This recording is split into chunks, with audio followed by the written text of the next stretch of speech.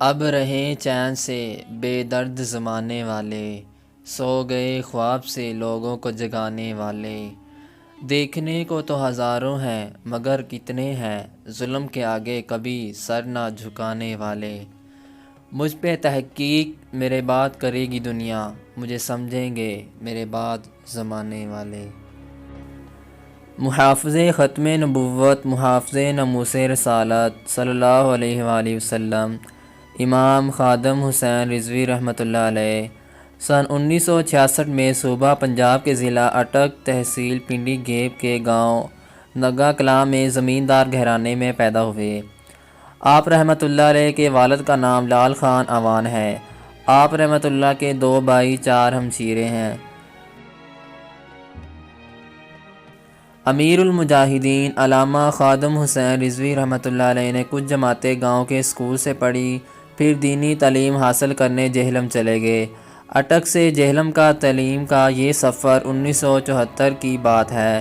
اس وقت آپ کی عمر تقریباً 8 برس تھی۔ یوں آپ نے اپنے بچپن لڑکپن کا ایک حصہ جہلم میں گزارا۔ جب آپ رحمۃ اللہ علیہ جہلم پہنچے اس وقت تحریک ختم نبوت صلی اللہ علیہ وآلہ وسلم عروج پر تھی۔ عشاقان رسول صلی اللہ علیہ وآلہ وسلم کو گرفتار کیا جا رہا تھا۔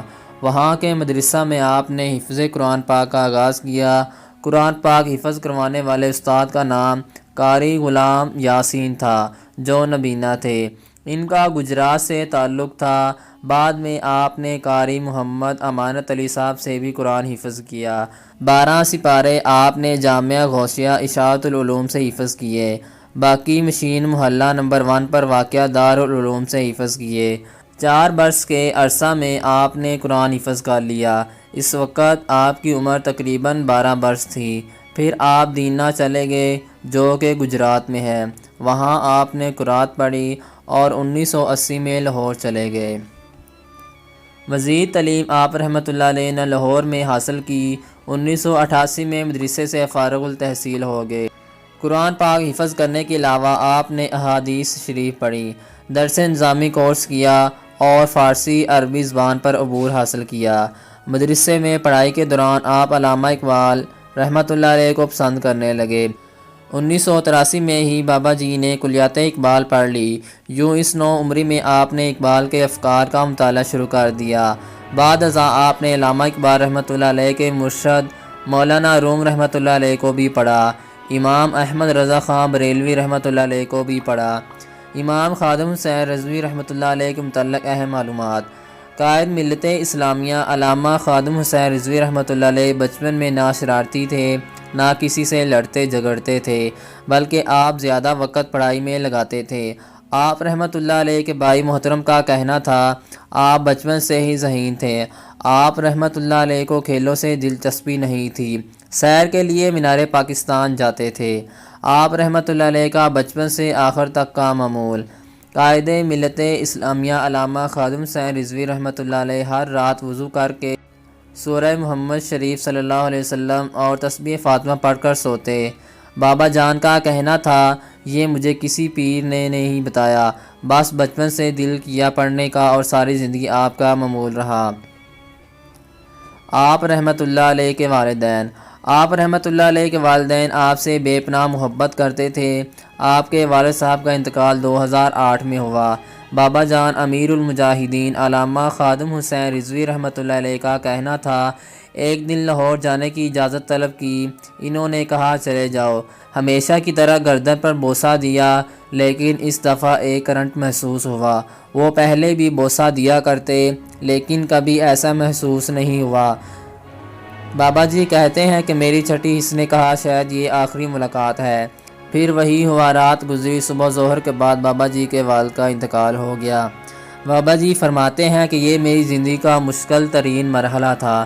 بابا جان امیر المجاہدین علامہ خادم حسین رضوی رحمۃ اللہ علیہ کا کہنا تھا، اگرچہ میں اپنے والد کے زیادہ قریب تھا، لیکن سچ پوچھو تو عشق رسول صلی اللہ علیہ وآلہ وسلم مجھے ماں کی گود سے ملا ہے۔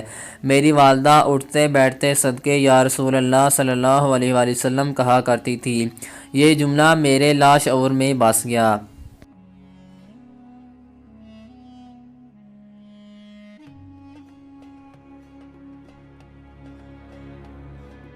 2009 کا سال تھا۔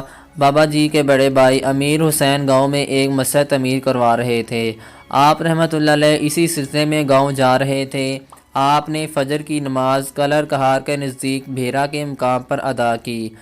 بابا جی کا کہنا تھا، اس دن میرا دل نہ جانے کیوں اضطراب میں تھا۔ شاہ صاحب کا ڈرائیور گاڑی چلا رہا تھا۔ راستے میں CNG پمپ آیا، وہاں اتر کر آپ نے وضو کیا۔ یہ آخری وقت تھا جب بابا جی رحمۃ اللہ علیہ نے کھڑے ہو کر وضو کیا۔ پھر گاڑی CNG اسٹیشن سے روانہ ہوئی۔ راستے میں ڈرائیور کی آنکھ لگ گئی، گاڑی سیدھی جا رہی تھی۔ بابا جی ڈرائیور کو مخاطب کر کے کہنے لگے، کیا ہوا، کیا کر رہے ہو؟ بس اتنی مہلت مل سکی، گاڑی نیچے جا گری، دونوں سلامت رہے، لیکن بابا جی فرماتے ہیں میرے سر میں شدید چوٹ آئی اور اس کے نتیجے میں میرا نچلا حصہ مفلوج ہو گیا۔ بعد میں آپ کی ٹانگوں میں کافی حرکت ہونا شروع ہو گئی تھی، لیکن پہلے ٹانگیں بالکل سن ہو چکی تھی۔ بابا جی فرماتے ہیں کہ حادثے کے بعد میرا پہلا برس مشکل سے گزرا۔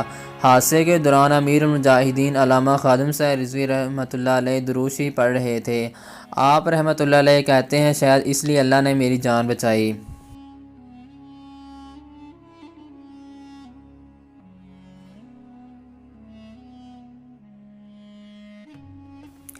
اکثر گاؤں کے پانی کنویں ہوتے ہیں، چونکہ کنویں پر پمپ نہیں لگا، لہٰذا کبھی بیل جوت کر اور کبھی ہاتھ کی مدد سے پانی نکالا جاتا ہے۔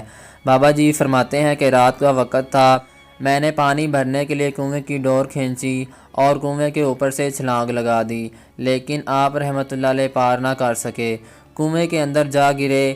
گرنے کے دوران آپ رحمۃ اللہ علیہ نے بلند آواز سے اللہ اکبر کہا۔ کنویں میں ایک سوتل لڑ ہوتی ہے جس کے نال کے ذریعے اوپر پانی چڑھتا ہے۔ اس کے درمیان 2 لکڑیاں ہوتی ہیں، اس طرح ایک لکڑی کنویں کے ایک کونے سے دوسرے کونے تک ہوتی ہے۔ بابا جی کا کہنا تھا، گرتے ہی مجھے ایسا محسوس ہوا جیسے کسی نے مجھے اٹھا کر کنویں کے اندر والی لکڑی پر بٹھا دیا ہے۔